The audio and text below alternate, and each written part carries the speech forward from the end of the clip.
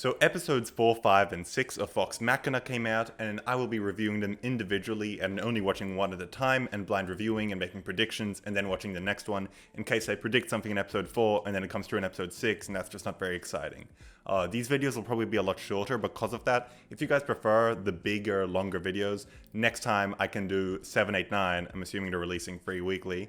I can do 7, 8, 9 in one long video. But for this week, I'm going to try doing episode 4, then episode 5, then episode 6. So this is episode 6. No, it's not. This is episode 4. So my prediction of this episode being a jailbreak was kind of right, kind of wrong. They did ultimately kind of break out of imprisonment, but it wasn't jail, it was their own house, which I thought was kind of fun. Kind of weird, but kind of fun. And my other prediction about the teaser showing the situation and then the enemy that they will fight also came true, kinda. Delilah summoned something from the graveyard and those spirits came forward. I'm gonna call them spirits for this episode. I don't know what their actual name is, but they're gonna be spirits in this. One thing that I forgot to touch on last time was how cool Percy's plague mask smoke thing was. That was really, really cool, and I just didn't mention that, so I'm sorry. I thought that was awesome, and I really want to know more, because, like, they kind of asked and he kind of avoided it, and I want to know if it's like a special power or a cursed item, or more like he puts on a mask for anonymity and then he can do what he wants, kind of thing. I don't know what it is. And then after the teaser, we cut straight to the intro, which is growing on me. I'm starting to like that little violin bit that goes like now now now now. I reckon that's pretty cool, and yeah, the intro's growing on me. Then we have the whole party just in the house, hanging out all together in the kitchen, and Keyleth grows a little flower to put on her, like, ear, and I think that's the cutest thing ever. Like, love that. And then another thing I noticed is that when Vax is worried about himself becoming a vampire, and then has, like, the 2 bite marks, and then looks in the reflection and he has one, I think that that isn't actually telling. I think he's gonna turn into a vampire. I think that that was a misdirect. They, like, acknowledged it so the fans would be like, he's not going to turn into a vampire, but he is going to turn into a vampire. Or is at least under Silas's control a little bit still. That's my official prediction for Vax. Then ultimately the party just talk and they get a bit of Percy's backstory, and he talks about like how they killed everyone, killed kids, killed him and his sister. I don't think that his sister is dead. I think his sister is going to be a vampire and he's going to have to fight her, and that's going to be really sad. So that's my prediction for her. What is her name? I wrote it in my notes. Cassandra. I think that Cassandra is a vampire now. I also think it's a very small thing, but I think that their giant wolf was really cool. I don't know if it's a werewolf or just a wolf or something, but it was just really cool, and I enjoyed that huge wolf. It is also becoming more apparent to me, especially with Delilah summoning all of these spirits, that she is probably more powerful than Silas. Silas is probably like the brawn and a bit of charm, and she's really like, she just like made a whole challenge for the whole party just from like one spell that she did yonks away. Like, I think that she is the real powerhouse here. I reckon that she's going to be very powerful and hard to beat. So a thing that's going on throughout this whole episode is Pike not being able to contact the Everlight and therefore cast magical spells.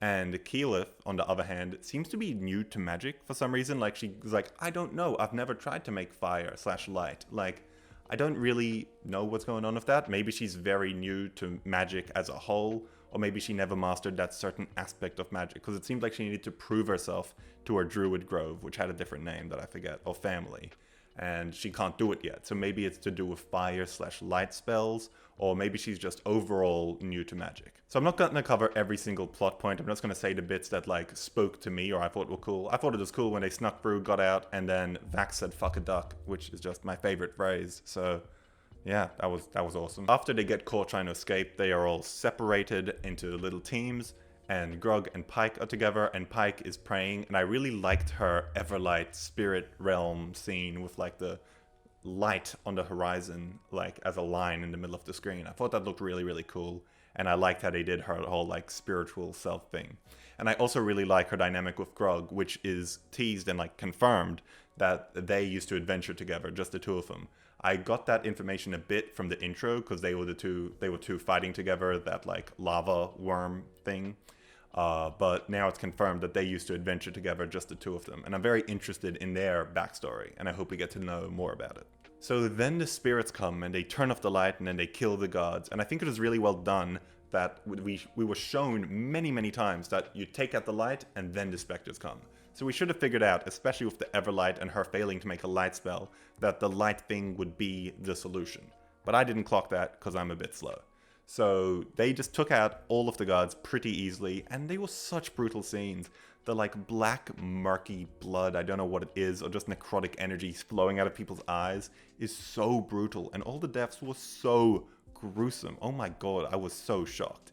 But they were really cool and really scary how they just came through walls and just got people. It was super good. So it's very suspenseful, and the spirits are after the books. The party gets rearmed, kinda. They're not their ideal weapons, but they get weapons. And then it's basically between Pike and Keyleth to create some light. And ultimately Keyleth does it, and it's just a really good character moment for her to like overcome her fear of letting down her family and her newfound family, which as she let down her old family, now she wants to not let down her new family. And she brings light and just destroys them, and then the party jumps up, kills them all pretty easily. And I think it was a really good combat, because it was like they were in a very bad position, but then they just needed to figure something out. So it was a combat plus a puzzle, which I really like in D&D. They're the funnest types of combat encounters, when there's something that you can kind of figure out to make things go in your favor, rather than just I attack, you attack, I attack, you attack. And then the episode kind of ends with Pike saying that she needs to go and find and talk to the Everlight. She needs to go to a church, and she's leaving the party for this little bit. And Grog offers to go with her, and she's like, no, I need to do this alone. Which is really sad. I'm sad to see him part ways, but I'm sure that she'll come back. She'll go on a little side quest for the next episode, then start heading back, I reckon. She'll be back by probably episode, which one just came out? 6. She'll be away for 5, and then come back for episode 6. Pike telling Keyleth that you're their light now is very sweet and sad, because Pike feels like she can't do it anymore. She can't support her group, her family, and she's passing it off to Keyleth, and Keyleth has never proven something like this to her family before, so it means a lot to her. And I thought that was a very good line, and just like the way they used light as the equivalent of magic, but also the light of the family and like bringing them up, is just like, there's a lot of good usages of the word light, and also literal light solving the problem. Like, it is a good episode. Solid structure. And that's about all that's happened this episode. We weren't given that much more information for me to make predictions about, except for me now thinking that Delilah is in charge and that Cassandra is still alive from Percy's backstory. And yeah, now the party are heading to Whitestone. I did kind of expect this after episode 3. I was like, yeah, next episode's going to be a jailbreak. And it was essentially, but it made the vampires, the Briarwoods, the bad guys, which was very clever, because then it wasn't like conflicting foes. It's like, oh, all the focus is on how bad the Briarwoods are. And it heightened them as villains again, which is very important to do. So now we're going to Whitestone, and we're going to try and beat them, and I'm just super keen to see where it goes.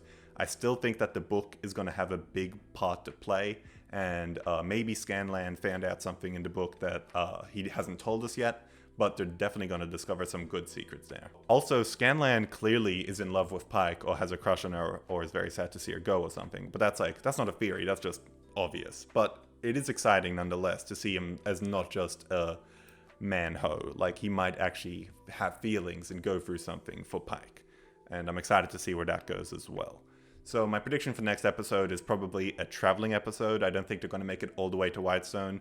They're probably going to go encounter some sort of enemy along the way, find out more about the Briarwoods and maybe more about Percy's backstory, probably read the book a bit. Meanwhile, Pike will be the B story of the episode, and she'll be going to a church, praying, and making a breakthrough, is my personal guess. Or maybe she'll be very close to making a breakthrough by the end of next episode. So overall, I would say this episode was a lot of fun. I like a good jailbreak, and I thought that the spirits were really scary and dangerous seeming, and the theme of light throughout was very good, passing it from Keyleth to Pike, and it also solving the problem against the spirits. It was just like a very tight episode. I would say that this one is a solid 8.5 out of 10, and I really liked it, and I'm super keen to watch the next one, which I'm gonna do right now. Please let me know in the comments if you prefer the longer or shorter videos to let me know what to do for episodes 7, 8, and 9. So yeah, thank you for watching, and I'll see you guys on episode 5.